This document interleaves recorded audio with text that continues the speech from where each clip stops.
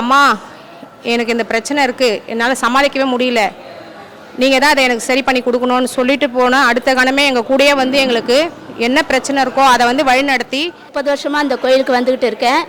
எங்கள் அம்மா வீட்டுக்கு போனதை விட இங்கே தான் வந்தது அதிகம். ரொம்ப சக்தியான தெய்வம், நம்ம நினச்சதெல்லாம் நடக்கும். ஏன்னா எனக்கு ஒரு நம்பிக்கை, இந்த அம்மனை வந்து வேண்டிட்டு போனால் நான் நினச்சது நடக்கும். கங்கை அம்மா வந்து சக்திவாய்ந்த அம்பாள்.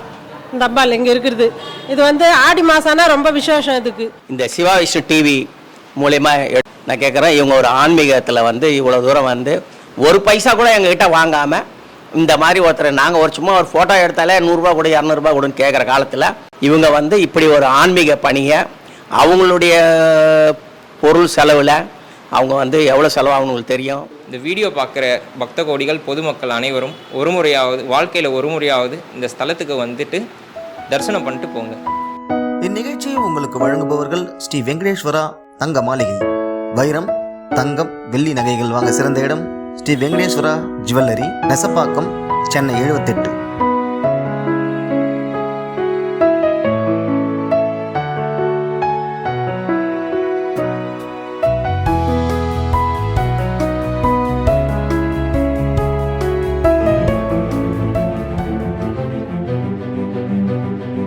நமசிவாய வாழ்க, நாதந்தால் வாழ்க. சென்னை டெம்பிள் சீரியஸ் சென்னை கோவில்கள் பகுதியில் நமது சேனலில் இன்று நாம் 10வது கோவிலாக சென்னை முகப்பேரின் இதயத்தில் 100 வருடங்களுக்கும் மேலான வரலாற்றை தாங்கி நிற்கும் ஒரு தெய்வீக தலம் கங்கை அம்மன் கோவில். வேப்ப மரத்தின் வேரிலிருந்து வெளிப்பட்ட தாய், பக்தர்களுக்கு அளவற்ற பாசத்தையும் கருணையையும் வழங்கி ஆசீர்வதிக்கும் கங்கை அம்மன். சாதாரண கீற்று கொட்டகையில் தொடங்கிய இக்கோவில் இன்று இவ்வளவு பெரிய தெய்வீக ஆலயமாக விளங்குவதற்கு காரணம் அம்மனின் அருளும் இந்த ஊர் மக்களின் அசைக்க முடியாத நம்பிக்கையும் தான். இந்த கோவிலில் அம்மன் சன்னதியுடன் முருகன், விநாயகர், நவகிரகங்கள், சிவபெருமான் சன்னதி போன்ற அனைத்து தெய்வங்களும் அருள் பாலிக்கின்றனர். பேரில் உள்ள இந்த புனித தலத்தின் பூஜைகள், விழாக்கள், பக்தர்களின் அனுபவங்கள் அனைத்தையும் தொடர்ந்து நமது சேனலில் பாருங்கள். நமசிவாய வாழ்க, நாதந்தால் வாழ்க. ராஜாராமன். நான் இந்த பகுதிக்கு வந்து 1996 வந்தேன். நான் டிவிஎஸில் தான் ஒர்க் பண்ணிகிட்டு இருந்தேன். இங்கே வந்தது எனக்கு ஒரு மிராக்கிள். ஏன்னா அங்கே எனக்கு ஓன் ஹவுஸ் இருந்தது முகப்பேர் ஈஸ்டில். அந்த வீட்டை விற்றுட்டு இங்கே வர்றதுக்கு இந்த அம்பாள் என்னை கூட்டு வந்திருக்கான்னு நான் நினச்சிக்கிட்டேன். ஏன்னா அப்போ வந்து எனக்கு அந்த வீடு விற்கணுங்கிற நெசிட்டியே கிடையாது. இருந்தாலும் என்னை விற்க வச்சு இங்கே அம்பாள் என்னை இங்கே கூட்டு வந்துட்டா. 96 இங்கே நான் வீடு வந்து இங்கே வீடை கொஞ்சம் டெவலப் பண்ணி நான் இங்கே வந்து குடியேறினேன். அப்போ இங்கே இந்த அம்பாள் வந்து ஒரே ஒரு வேப்ப மரம். இந்த வேப்ப மரம் வந்து இந்த ஊர் மக்கள் கேட்டால் சொல்லுவா, ஒரு 100 வருடங்களுக்கு மேலே அந்த வேப்ப மரம் இருந்துகிட்ருக்கு. அந்த வேப்ப மரத்தில் வந்து இந்த அம்பாள் வந்து அந்த வேரில் நின்றுட்டுருப்பாள். அதை நீங்கள் பார்த்தீங்கன்னாக்க உங்களுக்கு இப்போ தெரியாது. ஆனால் ஆக்சுவலி நாங்கள் கண்ணால் பார்த்ததுனால நாங்கள் சொல்கிறோம். இங்கே உள்ளவா கொஞ்சம் வயசானவாள்லாம் இங்கேயே இருக்கிற வாளுக்கு தெரியும். அது அந்த வேரில் பார்த்து தனியாக நிற்கும் இந்த அம்பாள், வேறு ஒன்றுமே கிடையாதுங்க. அதுக்கப்புறம் இங்கே உள்ளவாலாம் சேர்ந்து என்ன பண்ணான்னா ஒரு சின்ன ஷெட்டு மாதிரி ஒரு இதை போட்டேன். ஷெட்டுனாக்க கொட்டாய் ஒரு ஷார்ப்பாக போட்டால் அந்த ஷெட்டு மாதிரி ஒன்று போட்டு வச்சுருந்தா அந்த கீத்து கொட்டாய். அந்த கீத்து கொட்டாயில் தான் அந்த அம்பாள் இருந்தா ஆரம்பத்தில். அப்போ வந்து இங்கே அதுக்கு அபிஷேகம் பண்ணுறதெல்லாம் வந்து ஒரு குருக்கள் தனியாக அங்கே கிடையாது. இங்கே உள்ள ஒரு லேடி, ஃபஸ்ட்டு ஒரு லேடி, அந்த அம்மா தான் கங்கம்மா மாதிரி இன்றைக்கி எல்லாரும் அவளை சாட்சாயினின்னு பேர் அவங்க அம்மா பேர். ரொம்ப வருஷமாக அவங்க தான் இருந்தாங்க. நான் இருந்து ஒரு 2 வருஷமாக. அதுக்கப்புறம் என்ன ஆச்சுன்னா 1998 நாங்கள் இதை பற்றி பேசினோம். பேசி ஊர் மக்கள்லாம் வந்து இதை கோயிலை நம்ம வந்து நடத்தணும் அப்படின்னு ஒரு எங்கள் எல்லாருக்கும் ஒரு ஆர்வம் வந்தது. அப்போ வந்து இந்த வந்து ஒரு மூணாவது ஒருத்தருடைய கையில் அந்த கோவிலினுடைய கீ இருந்தது. கீன்னு என்ன பூட்டு சாதனம் ஒன்று கிடையாது, ஒருத்தர் அவருடைய கண்ட்ரோலில் இருந்தது. அப்போ அவங்கள்ட்ட பேசி அந்த இடத்த நாங்கள் வாங்கி இந்த கோவிலை நாங்கள் கட்டுறதுக்கு தீர்மானித்தோம்.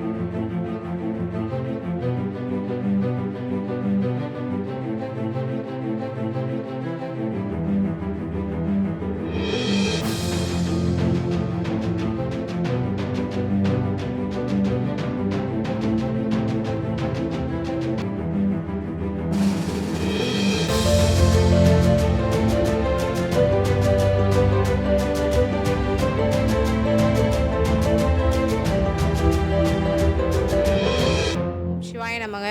என்னோட நேம் மஞ்சுளா. நான் இங்கே வந்து முகப்பேர் வெஸ்ட்டில் இருக்கேன். கங்கையம்மன் கோவில் பக்கத்தில் தான் வீடு. நான் இங்கே வீடு வந்து 7 வருஷம் முடிய போகுது. இந்த 7 வருஷத்தில் பார்த்தீங்கன்னா இந்த அம்பாள் வந்து எங்களுக்கு ஒவ்வொரு நொடி பொழுதும் அப்படியே கண் இமை போல் எங்களை பார்த்து வழி நடத்திட்டுருக்காங்க. எங்களுக்கு எந்த ஒரு கஷ்டம், மனக்குறை, வீட்டில் ஏதாவது ஒரு பிரச்சனை, வாழ்க்கையில் ஏதாவது ஒரு தடைகள் இருக்குது அப்படின்னு சொல்லும்போது ஒன்றும் இல்லை, அம்பாள் கிட்ட வந்து இங்கே அம்மா எனக்கு இந்த பிரச்சனை இருக்குது, என்னால் சமாளிக்கவே முடியல, நீங்கள் தான் அதை எனக்கு சரி பண்ணி கொடுக்கணும்னு சொல்லிட்டு போனால் அடுத்த கணமே எங்கள் கூடயே வந்து எங்களுக்கு என்ன பிரச்சனை இருக்கோ அதை வந்து வழிநடத்தி எங்களை எந்த அளவுக்கு பாதுகாக்க முடியுமோ அந்த அளவுக்கு ஒரு தாய் மாதிரி எங்களுக்கு கூட இருந்து பாதுகாக்கிறாங்க. என்ன சொல்கிறது எனக்கு தெரியல. ஏன்னா தாயை பற்றி பொண்ணு வந்து எப்படி சொல்லுவாங்க, எப்படி ஒரு வார்த்தையில் எப்படி சொல்ல முடியும்? ஒரு அம்மாவை பற்றி பொண்ணு வந்து எங்கள் அம்மா இப்படி, எங்கள் அம்மா அப்படின்னு எப்படி சொல்ல முடியும்? எல்லாமே அவங்க தான். இந்த முகப்பேர் வெஸ்ட்டில் பார்த்தீங்கன்னா கங்கை அம்மான்றவங்க வந்து ஒரு எல்லாருக்குமே ஒரு தாயாக இருந்து மக்கள் எந்த அளவுக்கு அவங்க பிரச்சனையில் இருக்காங்களோ அது எல்லாத்தையுமே அவங்க வந்து நொடி பொழுதில் தீர்த்து வைக்கிறாங்க.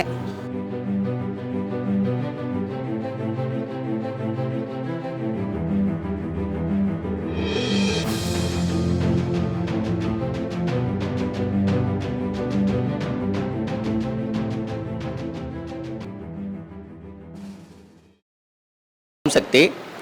என் பேர் காசிராஜ். நான் ஒரு ஓய்வு பெற்ற அரசு ஊழியன். இந்த ஏரியாவுக்கு நாங்கள் வந்து பகுதிக்கு நான் 1998 எங்கள் வீடு பார்க்க வந்தோம். இந்த வீடு பார்க்க வரும்போது இங்கே ஒன்றுமே இல்லை. இந்த ஏரியாவே ரொம்ப மோசமாக இருந்தது. ஏன்னா நான் வந்து மின்ட் ஏரியா சவுகார்பேட்லையும் திருவல்லிக்கேணிலையும் இருந்துட்டு வந்தவன். இந்த ஏரியா பார்த்தோன்னே எனக்கு ஒரு பயந்துட்டேன், என்னடா இந்த ஏரியாவில் வந்தோன்னு. ஆனால் இந்த ஏரியாவுக்கு வந்தோடனே எனக்கு இந்த அம்பாள் இருக்கிறா. இந்த அம்பாள் வந்து அப்போ வந்து அவர் ஏற்கனவே தலைவர் திரு ராஜாராம் சார், அவர் தான் இங்கே எல்லாரையும் என்னையும் உள்ள வர வைக்கிறதுக்கு மிக முக்கியமான காரணம்ல அவரும் ஒருத்தர், மிஸ்டர் ராஜாராம் சார். அவர் தான் இப்போ 25 வருஷமாக தலைவராக இருக்கிறாரு. 3 கும்பாபிஷேக தலைமை ஏற்று நடத்தியிருக்கிறாரு. இந்த அம்மனை பற்றி சொல்லணும்னா முதல்ல என்னை பற்றி சொல்லிக்கணும். ஏன்னா நான் வந்து மிகப்பெரிய ஆஸ்மா ஒரு நோயாளியாக இருந்தேன். ஒரு 10 அடி கூட நடக்க முடியாது. நடந்தால் நான் உடனே வந்து டாக்டரை பார்த்து நான் வந்து கையில் நரம்பில் இன்ஜெக்ஷன் போடணும். அந்த நரம்பில் இன்ஜெக்ஷன் போட்டால் தான் அந்த ஆஸ்மா உள்ளவங்களுக்கு தெரியும், அப்போ தான் கொஞ்சம் குறையும். சில நேரத்தில் நான் முடியாது, அதனால் இன்னொரு டாக்டர்கிட்ட போய் பார்ப்போம். இந்த கோயிலுக்கு வந்த ஏற்பாடு, இந்த பகுதிக்கு வந்து இந்த கோயிலுக்கு வந்த ஏற்பாடு நான் இன்றைக்கி இப்போல்லாம் நான் வந்து இந்த மாதிரி குளிர்காலத்துக்கு நான் 2 சொட்டர் போட்டிருப்பேன். ஆனால் இப்போல்லாம் வந்து சொட்டர் கூட வேணாம், பனியன் கூட இல்லாமல் கூட திரியக்கூடிய அளவுக்கு அம்பாள் வந்து எனக்கு ஆரோக்கியத்தை கொடுத்துருக்குறா. எனக்கு மட்டும் இல்லை, எங்கள் வீட்லேயும் எல்லாருக்குமே, எங்கள் குடும்பத்தில் உள்ள எல்லாருக்குமே சரி, நாங்கள் நல்லா இருக்கிறோம் அப்படின்னா நல்ல நிலைமையில் இருக்கிறோம், வசதியில் எல்லாத்துலேயுமே. அதுக்கு அந்த அம்பாள் தான் காரணம்.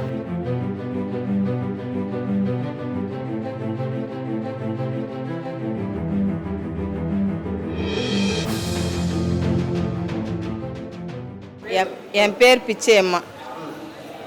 எனக்கு 5 பிள்ளைங்க. சின்ன பிள்ளைங்கள்லேருந்து 2 குழந்தையோடு இந்த ஊருக்கு வந்தேன்.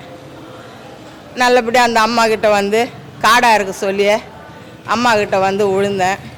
என் பிள்ளைங்க எல்லாரையும் அம்மா நல்லபடியாக காப்பாற்றி கொடுத்தாங்க. எந்த ஒரு குறை இல்லாத 5 மக்களை நல்லபடியாக வாழ்க்கை நல்லபடியாக கொடுத்தாங்க. அம்மாவை நான் நெஞ்சிருவ பார்த்துருக்குறேன். காட்டாருக்கு சொல்ல எனக்கு ரொம்ப ரொம்ப பிடிச்ச அம்மா ரொம்ப வயசான அம்மா. நான் ரொம்ப ரொம்ப நம்புறது மக்களுடைய சொந்தக்காரோடைய அண்ணன் தம்பிங்களுடைய அம்மாவை ரொம்ப நம்புகிறேன். இது வரைக்கும் இன்னி வரைக்கும் எங்களுக்கு பக்கத்தனியாக இருக்கிறது அம்மா தான். எந்த ஒரு குறை இருந்தாலும் எதுவாக இருந்தாலும் அவங்கக்கிட்ட ஒப்பு கொடுத்துட்டு மற்ற வேலையை எடுத்து நான் முன்னேறி செய்வேன். அவங்களுக்குன்னு எல்லாம் சேர்ந்துட்டு தான் மற்ற வேலையை பார்ப்பேன். இது வரைக்கும் என் பிள்ளைங்களுக்கோ பேர பிள்ளைங்களுக்கோ இங்கே இருக்கிற மக்களுங்களுக்கோ எல்லா மக்களுக்கும் அந்த அம்மா பக்கத்தோனையாக இருந்து நல்லா அருள் புரிகிறாங்க. ரொம்ப சக்தி வாய்ந்த அம்மா.